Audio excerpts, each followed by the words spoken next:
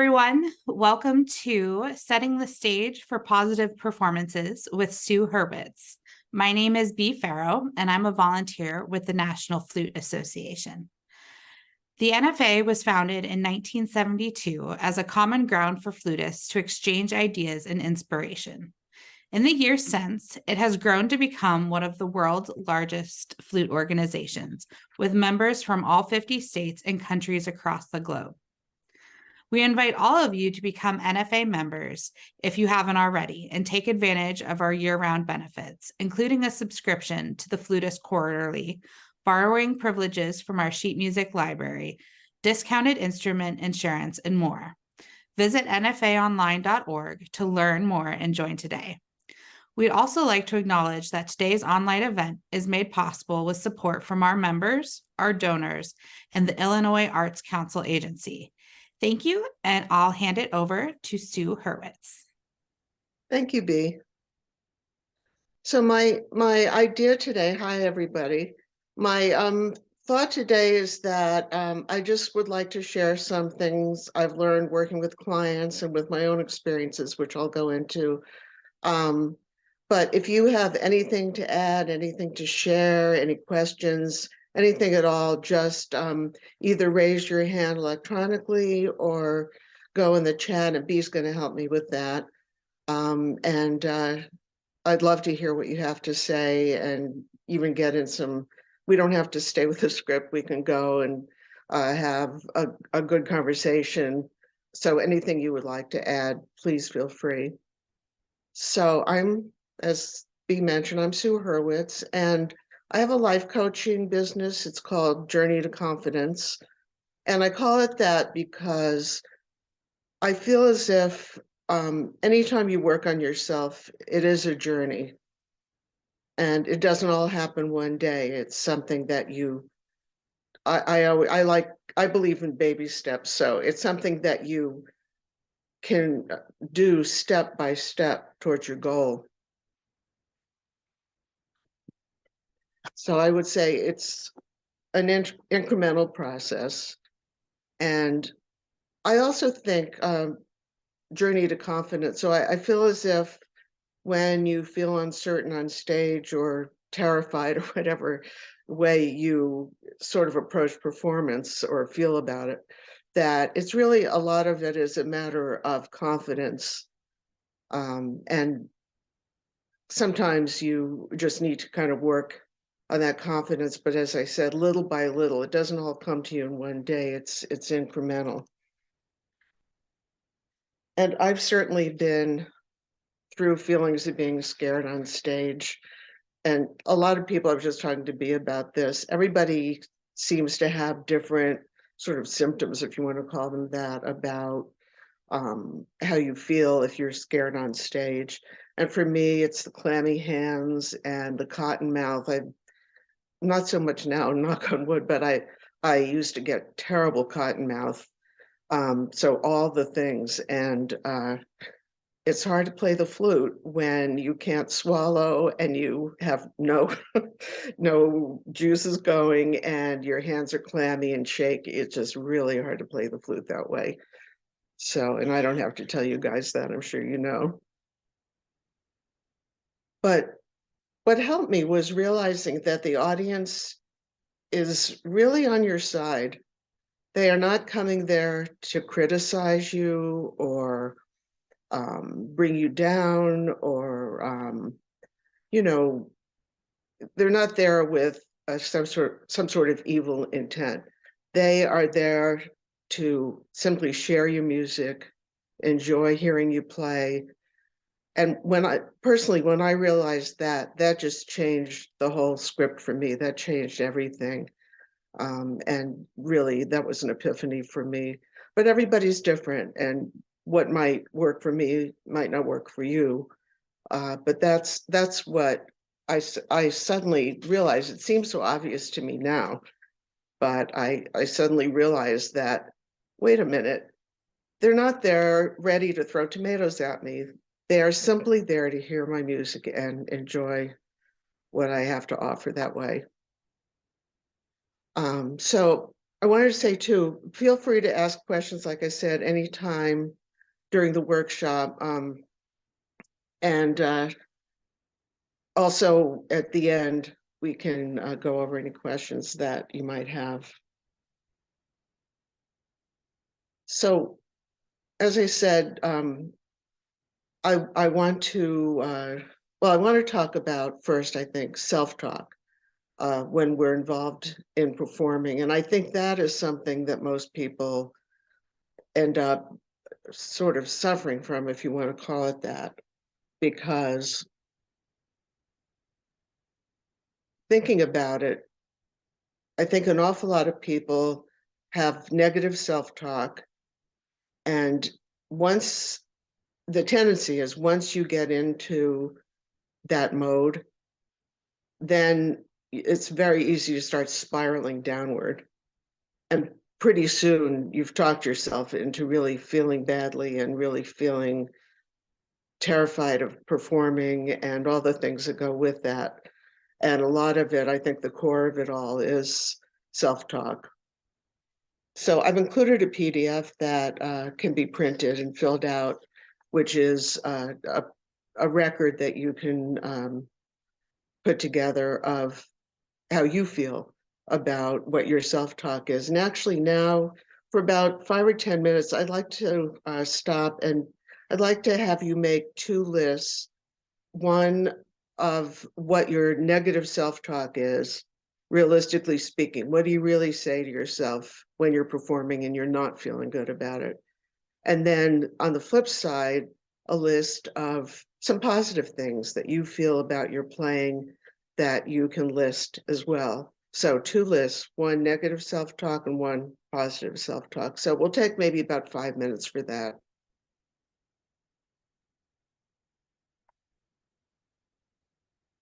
Or I should say, with the positive self-talk, how you can flip the script, so to speak, about what you're saying to yourself that's negative. How could you change that and make it more positive? How could you work on that?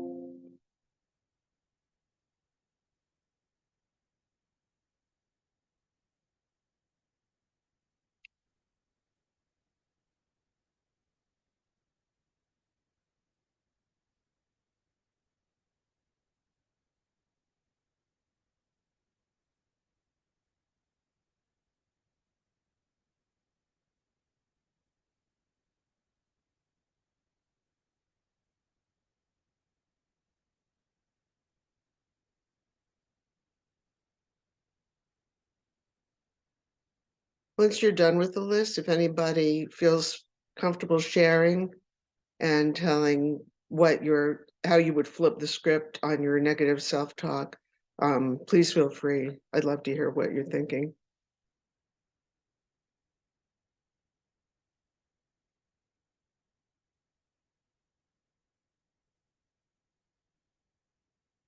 So maybe about 2 more minutes.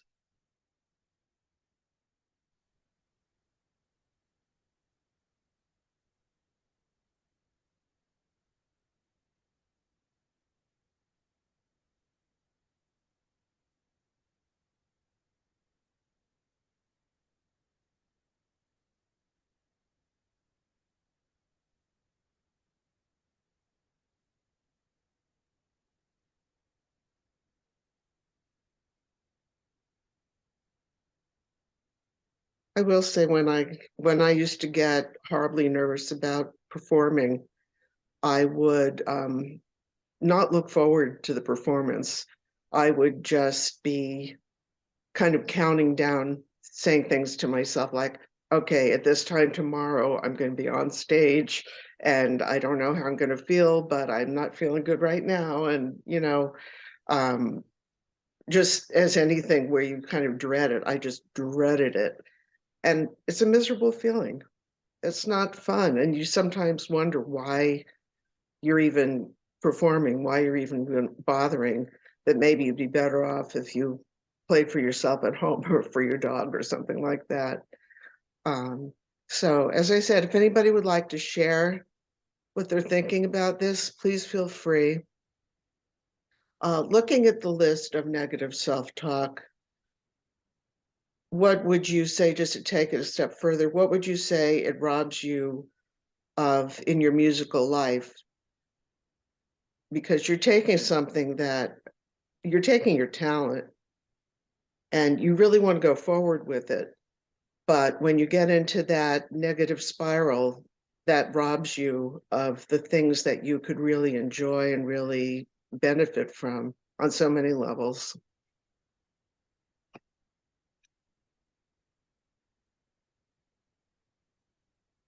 Now, once that negative self-talk starts, it does, as I said before, it does take over, and the tendency is very strong to spiral downward into a rabbit hole of negativity. And then once you're in that, it's very hard to climb out. Looks like Gina Atkinson has her hand raised. Oh, okay, great. Gina, you can. Yes, I'd like to share what I wrote. Okay. Kind of not surprisingly, my negative list is a lot longer than my positive list. Sometimes that happens. Yeah. I'd like to share both. I think my number one fear on my negative list is that I'll run out of breath, that I won't be able to breathe and won't be able to hold long notes and so forth. Other fears I have is that I'll lose my place in the music, which could lead to my coming in at the wrong time. I should say I play in a group. I don't do any kind of solo performing, but I play in a flute choir. Another fear I have is that I will start to cough or choke. And I think my final fear really is, I appreciate that you said the audience is not out to get you, that they're kind of on your side, and that's true. But sort of, I have a lingering concern that the audience is going to be really bored and will just kind of stand up and start to wander off during the performance, and that would make me feel bad. So that's all on my negative list. On the positive side, I think the first thing I thought of is that sometimes I'll see in the audience a friend of mine who has come at my invitation, and that makes me feel very much supported to be there. I also feel supported by our flute choir leader. Just kind of seeing her do the usual stuff she's done in rehearsal for some weeks is reassuring. And then the final thing on my positive list is sometimes there's a piece that I really enjoy playing. And so I can kind of cheer myself up in a performance if I remind myself, gosh, this has been such a fun piece to rehearse. And this is my last chance to play it together with this group. So I can really enjoy it. So that's all. Thank you for your comments so far, Sue. It's already been really helpful to me. Oh, I'm glad. Thank you. A few things I would say about that. I'm glad you have some positives on your list, and those are great. I wanted to ask you though, has it ever happened to you that people have gotten up and walked out of the room when the group was performing?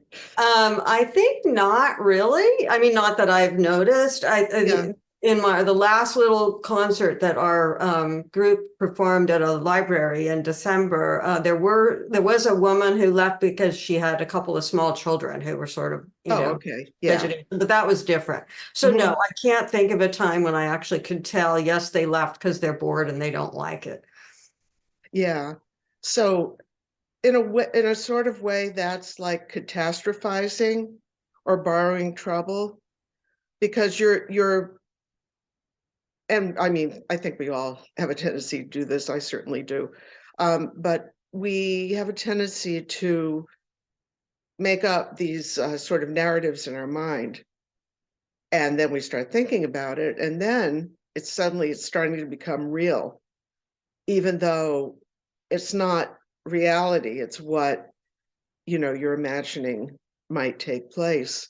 So as long as you haven't really had that experience, I would say if you can train yourself not to worry about that, maybe, before you perform or the day before a performance, something like that, you could just say to yourself, That's never happened, and it's not going to happen this time. And I would say too that if you and all your colleagues enjoy playing the music, and I suspect that I know you do, and that you put that out there for the audience, that you maybe move a little to the music, or just that they can pick it up. They can feel your energy, that you're enjoying playing that music for them. That I don't think they'll be bored. I think they'll be very engaged, because it's sort of a give and take of energy too. If you put that, like I said, if you put that energy out there, they will take it and they'll feel it too. Is your conductor a very enthusiastic conductor, or are they a little more reserved? Yes, our conductor is extremely enthusiastic, and she also has a wonderful sense of humor. So often she'll make a sort of a comical remark about one of the pieces. Yeah. And, that tends to get a positive audience reaction. So that helps a lot for us as performers. Yeah, it breaks the ice and kind of loosens things up. That's great. Looks like we have 2 more hands raised. Yeah, absolutely. The next is Cynthia Cosette-Lee. Okay. Hey, hi. Good Hi. afternoon, Sue and everyone. I'm in Philadelphia. I'm a composer Oh. and I'm a flautist. I found in growing up, I really had a bad case of nerves when I was young flutist learning how to perform. No matter if it was with the orchestra or if I was playing in a small ensemble or Mhm. just with the pianist. So what helped me overcome that was that you have to learn how to breathe. I mean, not only your flute teacher's teaching you how to breathe through the music, of course, and Yes. phrasing and all that, but you've got to understand that because you're at an event, it's going to be stressful, of course. Mhm. So you really just have to learn how to pause, take a deep breath, a couple of deep Mhm. breaths, and then, you're ready to begin. Also, I learned that when I memorized the music, I did much better, even though if it was an orchestral piece, whatever piece it was, if I had that music memorized, my Mhm. performance was 100% better. There's nothing wrong with the music in front of you. Yeah. But I found that if I had it Mhm. memorized, I really, really did a good job. So those two things, I really had to learn how to breathe, not only in the music, but outside of the music. And that really relaxed me. And then the second was memorizing the music, no matter what type of performance I was giving or with what Mm. group. So I wanted to share that with Oh, you. thank you. That's very interesting. A couple of things about that is that, first of all, the idea of memorizing absolutely terrifies me. We all have our thing, and that's my thing. And I'm taking piano lessons again after having taken them in college. And sometimes my piano teacher, who is also a friend, and actually the pianist in my chamber group, will kind of needle me a little bit about memorizing.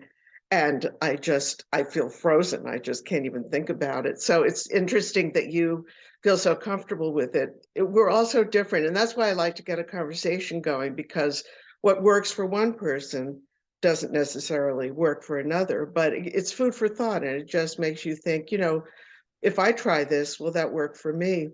And the breathing part of it, yeah, that's one thing I tell clients is, if you're feeling nervous or edgy before a performance, take a few deep breaths, really deep breaths, and just let your body relax when you exhale the air each time. And it sounds very simple, but that actually is very helpful. I do that myself. I know a lot of people who do that. Just those few, maybe 3 very deep breaths make a huge difference, I think. And it makes you realize too that you do have enough breath.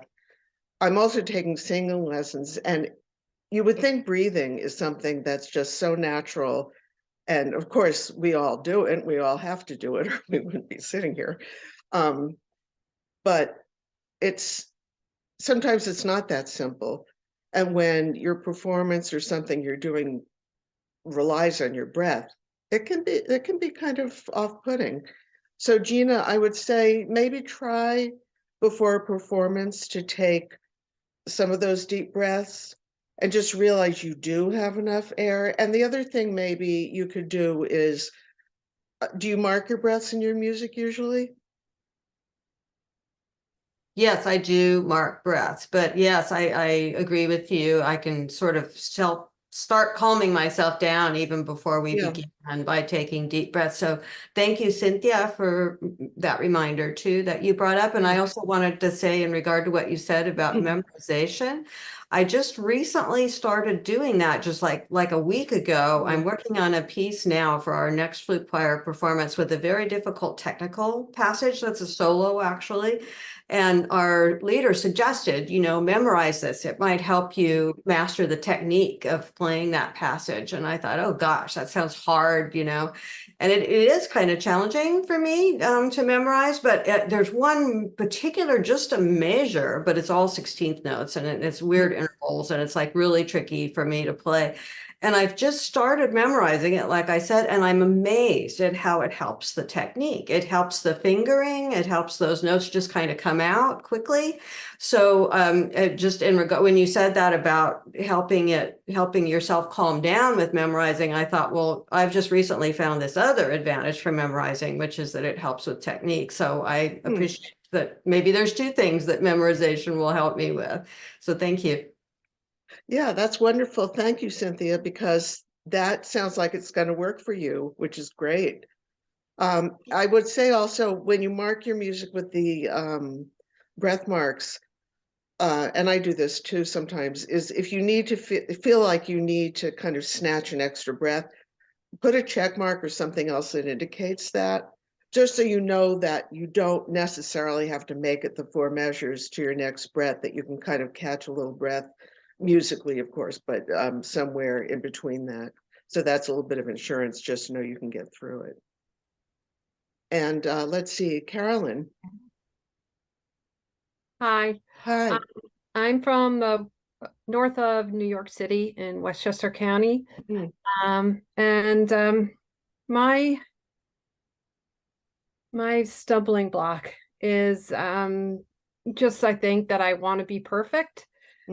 And my nerves just build up to the point where, I might blank out. I might, just not, I just blank out, and therefore I'm not in the moment anymore. And I don't know what what the sharps are, the flats, or it's just something that I don't know why I keep putting myself through it, honestly. It's something that I was recently studying with someone, and this did help me for them to say something that you had said too, that basically I'm going to be sharing something beautiful, and that the audience is here not with any expectations. They just want to hear something beautiful. And so it's just think that you just have this ability to share something, and it's going to be beautiful. But my nerves, I mean, even now, just preparing to talk, I couldn't think about, I started to forget what I wanted to say. So yeah, like I just was practicing. We're going to be doing the Peer Gynt, and I have the solo there, and there's 4 sharps. Okay, so there's 4 sharps, but there's a couple incidentals in there, which is the I think the B sharp, or B sharp, I think. And no, it's not that. But anyway, it's another one that I'll just talk myself out of it, or I'll just like panic, and I'm like, what is it? And I don't know. That's my problem. That's basically what happens to me. So your Nerve. brain sort of leaves you My brain in a leaves certain me. kind of way. Yeah, my brain leaves me. I lose focus, and then I panic. And then Have you ever heard the expression, perfection is the enemy of the good, or perfect is the enemy of the good? no. That really resonates with me. And when you think about it, first of all, you're only human. And I hate to say it, but you're probably going to make mistakes, because we all do, because we're all human, and that's just what happens. And because also, I was just talking to a friend of mine who's a singer, and she said something that really resonated with me, is that it's because you care so much. that you want it to be so good. Mhm. And I never thought about it that way before, but that's a very good point, I think. Is that, and that's a great thing. You care so much, you just want it to be perfect. But I'll let you in on a little secret. If you make a mistake, the audience is not going to know unless they're other flutists. And you get kind of good sometimes at faking it, like I meant to do that. But when you make a mistake, people don't know. They don't know the music. They just think it sounds beautiful. So if you can think about that and let a little of that perfectionism go, I know it's hard because now you're in the pattern of Yeah, kind of thinking that way. But if you can let even a little bit of that go and realize that nobody knows that you made a mistake, that hopefully that's a small comfort of of a certain sort. yeah, it's probably I mean, I appreciate those, you saying those things. It's just seems to be something. Well, I actually did make it through one. I was nervous, so it wasn't as strong as I would have liked to be. So I did make it through. So I did have Yeah. one win. But yeah, it's just a constant battle. But No, I do get that. And it's, I mean, in the same way that you're only human, if you make mistakes, you're only human that you care so much. And Yeah. we're hard on ourselves is Yeah. what it boils down to, and all in different ways. But yeah, but Yeah. good luck. I mean, realize that nobody's going to know you made a mistake, and hopefully that helps. Okay. Thank you. Yeah, you're welcome. Elizabeth? Hi. Hi. So for me, especially if I'm playing for like a competition or something like that, the rabbit hole I go down is the things I think are, I'm not that good. People don't think I'm good. I'm not ready enough. Mm. I'm going to mess up. I need to get better. Why did I do this? And then my answers to that, I think that, well, this is what I tried to think of is I'm pretty good. I can prove that I'm good. I have practiced. I'm ready. I can recover from mistakes. I am where I am, and I love flute. Yeah, you do love what you do, and that's a good start, just to realize that. And maybe that's something to hold on to, is almost like a mantra when you perform, is that's so important.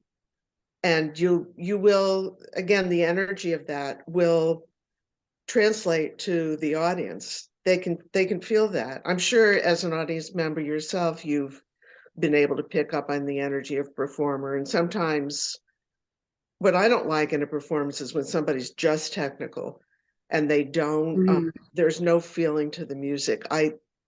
That's when I get bored, if you want to call it that. But when somebody, even if they make mistakes, I'd rather hear somebody kind of screech a note on the flute or some other instrument, but know that they're really feeling the music and they're really loving playing. To me as an audience member, that means everything.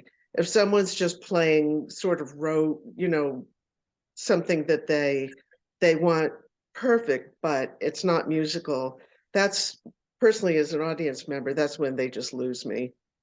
I start daydreaming and all the things. Mm-hmm. So hopefully that helps a little. So if you can just think of that as, I love doing this, and try to put it out there and try to let go. I know it's not easy, but try to let go of some of those other thought patterns. I think that'll help. And as I said at the beginning, it's not that it's going to just happen overnight, but step by step, if you can even delineate certain steps that you want to take, like, for example, let's say your next performance, your next step that you really want to work on is, I'm going to walk on stage looking confident. Then you practice that a few times. And believe it or not, it'll get easier and you'll start to even get the muscle memory of doing that. And it will help. So I wouldn't say in general, to try to take on this big behemoth of stage anxiety all at once. I would say break it down. What do you want to work on first? What's your biggest bugaboo? Work on that and then take it from there, step by step. And a couple of things I wanted to say too that helped me when I was feeling stage fright was I realized when I looked out into the audience and let's say I would see somebody in the audience just scowling and I would think, oh, they hate this. They don't want to be here. And then I'd start kind of perseverating on that. You know, this audience doesn't want to hear me play. They're in a bad mood. They don't want to be here. Somebody dragged them to this concert, all kinds of ridiculous mind things that go through you. And then I realized, you know what? He's not scowling because he doesn't want to hear me play. He's here, isn't he? Maybe he's thinking, oh gosh, did I forget to turn the stove off? Did I feed my dog this morning? You just don't know what's going on in people's minds. And chances are that if they're sitting in the audience and they're looking miserable, it has nothing to do with you. I can almost guarantee it. Not quite, but I can almost guarantee it. So I don't know if that puts any of you off as far as looking out into the audience and seeing people who look unhappy. But, you know, chances are it just doesn't have to do with you, and don't let it freak you out. So I just wanted to throw that in there too, because that was something else, as I said, that I would think about as I was playing and wondering if that person was just hating the whole thing. And I will say that I've known a lot of musicians, or known of a lot of musicians, including people who were very famous musicians, actors, different people who have hated the feeling of stage anxiety so much that they either wanted to quit or they did quit. And I think that's such a waste. It's a waste of talent. They may look back on their lives later on and think, if only I hadn't done that, you know. So I just wanted to throw that in there because there are a lot of people who give it up, and it's a real shame. Either, you know, you can talk to other musicians about it, or if you have a teacher, talk to them about it. There are a lot of ways to get help, and or read a book about feeling insecure on stage. But I hate the idea of anybody giving up their music or their acting, you know, talent or anything of that sort. So going along with the list that we made, when you think of yourself as a musician, what intuitively comes to mind? And I don't mean in a judgy way, but trying to frame it in a positive way. And that's what we did with our list before. But just let's put being humble aside for a minute. And if you feel like it, you can share in the chat too. What's great about your playing? What's really great about it? I bet you can pick one thing, at least one thing, that you think, and don't be humble, that you think is really just terrific about your playing or your performing. So feel free, if you feel like it, to put that in the chat. And another thing I'd like to bring up too is other people can be a factor in your lack of self-confidence. I'm sure you know this, but sometimes people will try to uplift themselves by criticizing others. And sometimes musicians can be a little caustic and a little, you know, critical. But try to be mindful of that, because you really intuitively know who you are as a musician.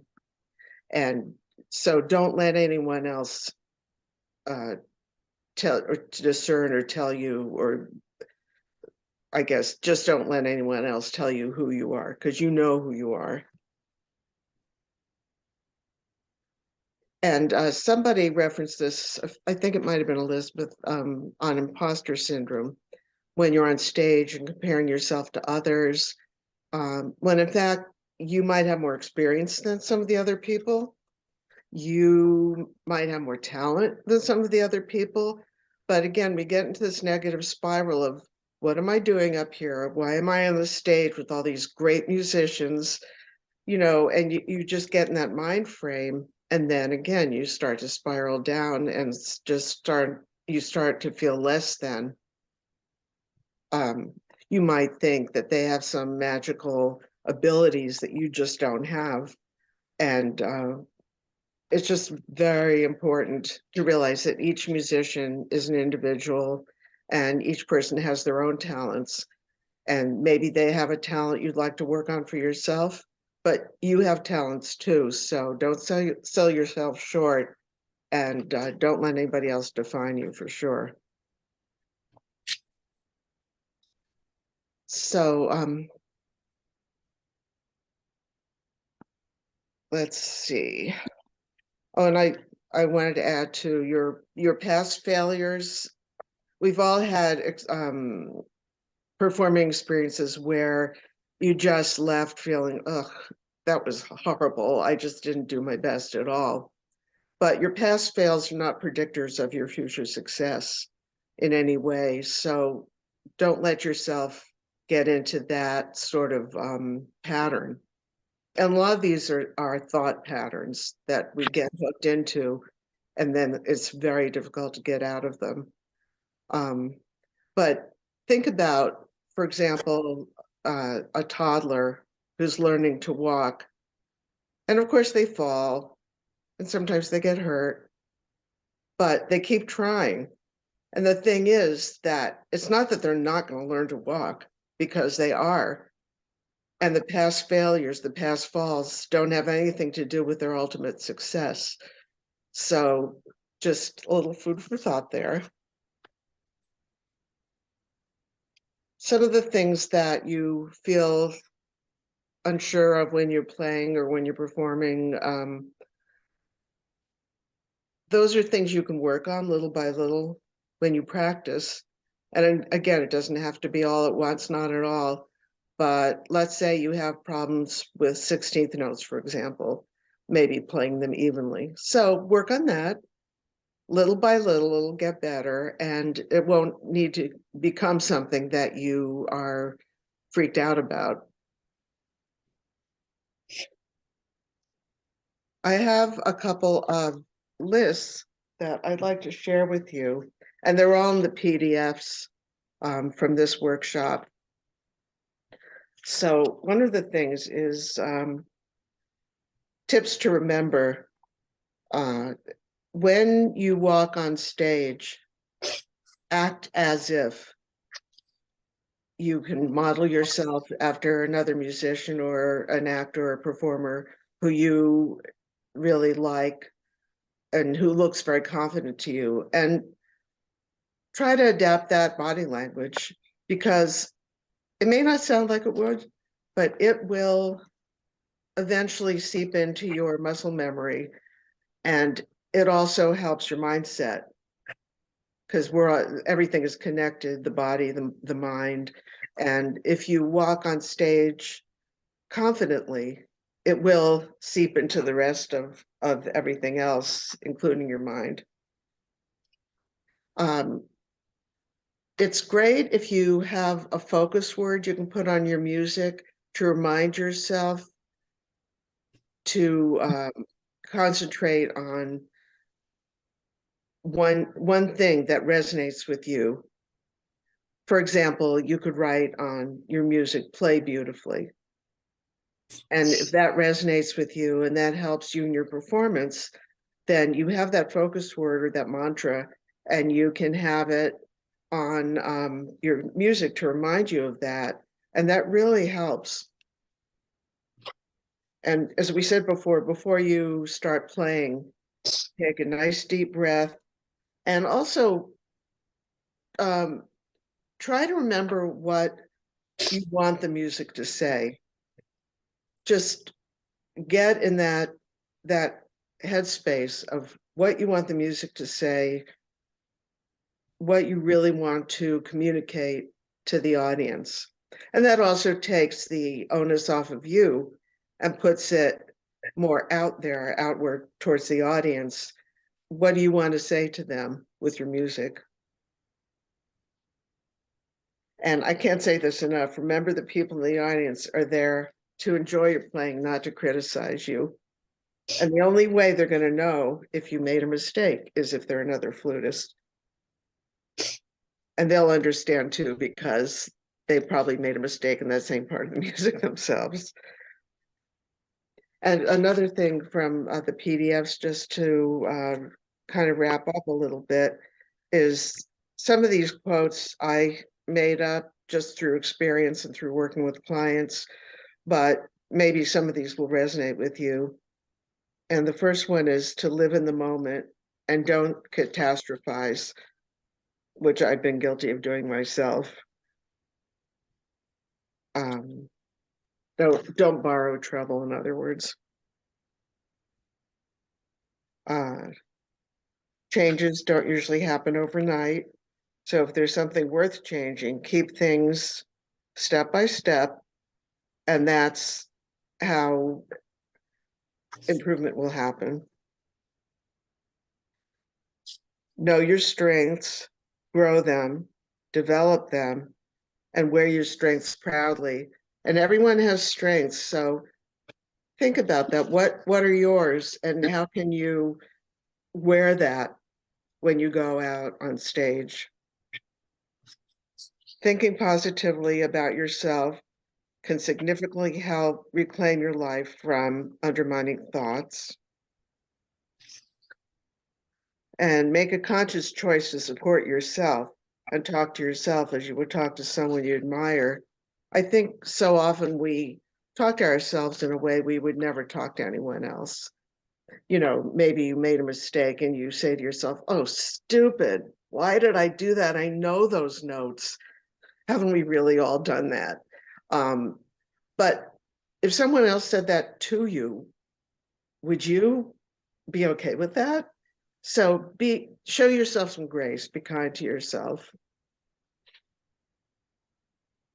I don't know if I'm saying this man's name correctly, Lao Tzu, but he said, live in your strength. I love that one. And then Henry David Thoreau said, go confidently in the direction of your dreams, live the life you've imagined. That is also one of my favorites. And then in the PDFs, I have two. It's what we did early on in the workshop, but 2 pages if you want more of a record of what you today said your negative and positive self-talk was. You can fill that out and then have it, and then look back on it and see how have you progressed and how have you improved some of the things that originally were part of your negativity, your negative self-talk. So with that, I think we're going to wrap up. But I would like to know if anybody has any questions or comments, or just to share some more experiences. The ones you did share were very helpful. And I think when people hear what other people have gone through, it really helps. It helps everyone. And while you're thinking, I'll just say that I am a life coach. I do work with private clients, and I do a lot of things like this also, and workshops and speaking and all those kinds of things. But I want to thank you very much for coming today, and you were great.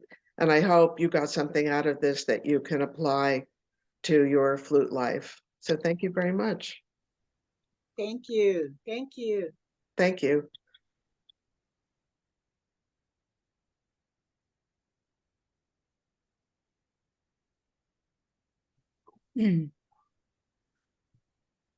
Great. Thank you to Sue Hurwitz, and thank you everyone who attended today's online event. A recording of this event will be published on the NFA YouTube channel later this week.